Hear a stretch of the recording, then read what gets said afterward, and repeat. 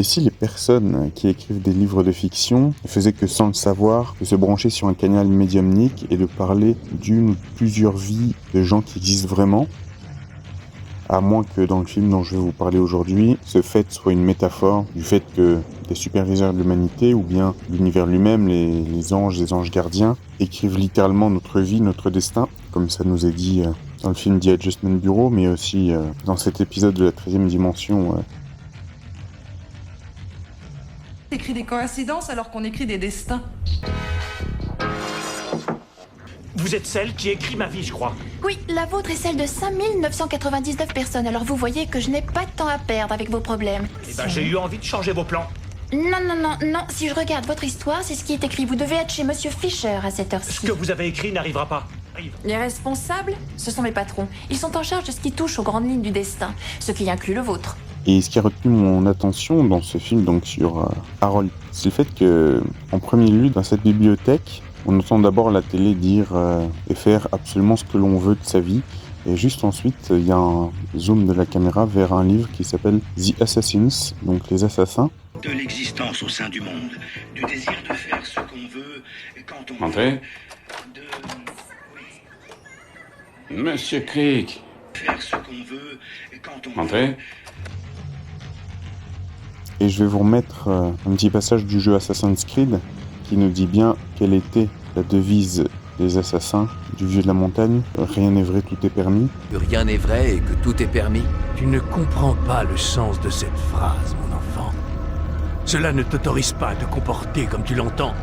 Nous parlons d'un savoir qui doit guider tes sens et d'une sagesse qui te fait encore défaut. Donc qu'est-ce que ça veut dire dans le cadre du film ? De l'existence au sein du monde, du désir de faire ce qu'on veut quand on... Alors ici à la télévision, on a le doubleur, la voix qui dit faire ce qu'on veut quand on veut. Et c'est le même doubleur. Moi je fais toujours des rapprochements, vous savez, des voix qui sont utilisées dans les films. Et donc ce doubleur, il fait la voix du SDF dans le film Yes Man. C'est vachement sympa de m'avoir emmené. La plupart des gens disent non. Mais quand même, j'ai eu pas mal de chance ces derniers temps devant cet hôtel. Dieu te bénisse, mon pote. De l'existence au sein du monde, du désir de faire ce qu'on veut quand on... Yes Man avec Jim Carrey qui parle du fait de dire oui à la vie et d'être positif et de réécrire un petit peu sa vie. Un petit peu après, c'est même Dustin Hoffman, donc qui est un acteur juif évidemment, et il parle sur ton de la semi-blague, il dit qu'est-ce que c'est ? Vous êtes un être d'argile qui est programmé pour rien, et il prononce le mot un golem. Bon, y a-t-il une partie de vous provenant d'autre part ? Est-il possible que vous ayez été composé un jour de roc, de bois, de soude ou de divers restes de cadavres, ou d'argile sanctifiée par de vénérables rabbins ? Et j'ai établi fermement que vous n'êtes ni le monstre de Frankenstein, ni un golem.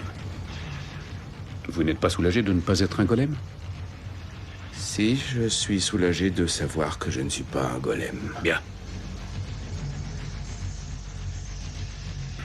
Avez-vous des pouvoirs magiques ? J'ai élaboré un test, c'est pas palpitant ça, comprenant 23 questions qui, je le crois, pourraient nous aider à cerner d'un peu plus près cette narratrice.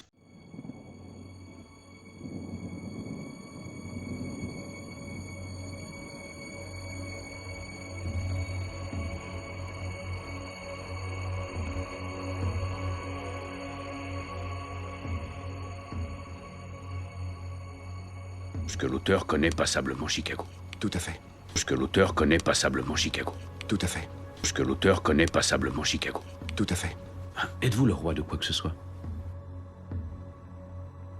Je suis l'honorable Daniel Dravotte. Eh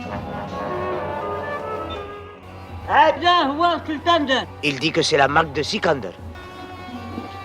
Ce sont des francs-maçons. Par l'équerre, par le niveau, par le fil à plomb, par le compas et par l'œil qui voit toutes choses. Des frères maçons, Danny, des frères. Voilà ce qui nous a sauvés. Êtes-vous le roi de quoi que ce soit ? Et en fait, ça pourrait être un petit peu ce qui est le sujet du film, c'est-à-dire quelqu'un quelque part qui écrit le destin de quelqu'un qu'il est en train de former par des projections de forme pensée qui créent finalement la réalité. Est-ce que c'est ça que veut nous dire le film ? C'est totalement ce dont parle le dernier livre de Dan Brown, Le secret des secrets, bien que je ne l'ai pas fini, mais ça parle à la fois de golem et de sorte de super intuition, de savoir les choses avant qu'elles n'arrivent. J'en sais pas plus pour l'instant, mais c'est assez fascinant. Et il y a un autre passage aussi qui me fait penser à une métaphore du Shabbat. À un moment, il dit ne faites rien, Harry, demain. Et donc on le voit, il est là devant la télé qui est déjà allumée, machin, et il peut pas répondre au téléphone. On voit bien qu'il veut appuyer sur la télécommande pour éteindre la télé ou baisser le volume, mais il peut pas parce qu'il doit rien faire du tout. Et donc ça fait un petit peu penser à une métaphore du Shabbat où, vous savez, on peut pas appuyer sur le bouton de l'ascenseur, on peut pas non plus allumer une télévision, on peut pas mettre en route en fait tout ce qui est électrique, et entre autres. Je trouve que c'est un petit peu une métaphore filée de ça, mais là c'est vraiment une lecture profonde du film, hein. C'est pas la première chose qui vous vient à l'esprit quand vous voyez le film. Et ce film me fait aussi penser à celui avec Sandra Bullock, et aussi un petit peu à Vanilla Sky, film peut-être scientologue. Donc je vous avais fait des analyses de ces deux films.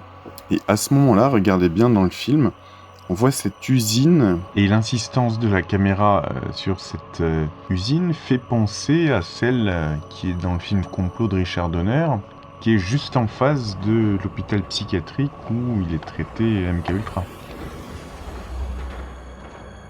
Et écoutez la voix VF de cette femme. Alors prenez votre cookie, trempez-le dans le lait. C'est la même voix VF qui fait la voix de cette femme-ci. C'est l'effet NZT du début. J'en ai pris moi aussi, je connais. Dans le film Limitless, qui parle du NZT48, une drogue qui rend les pouvoirs du cerveau illimités. Là, c'est quand l'écrivaine qui a écrit La vie fictive, enfin, croyait-elle, d'Harold Crick, et qu'elle se rend compte que sa version fictive a pris vie. C'est pas croyable. Votre regard, votre coiffure, vos doigts. Oh. Je suis Harold Crick. Je sais.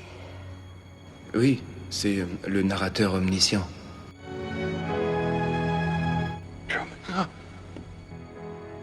I can hear you. Then there is in the world I created for you. On dirait que tu n'as pas bien compris ce qui se passe. Ça a été facile pour moi de te créer dans ma vie, ce sera aussi facile de t'effacer. M'effacer, moi? Oui.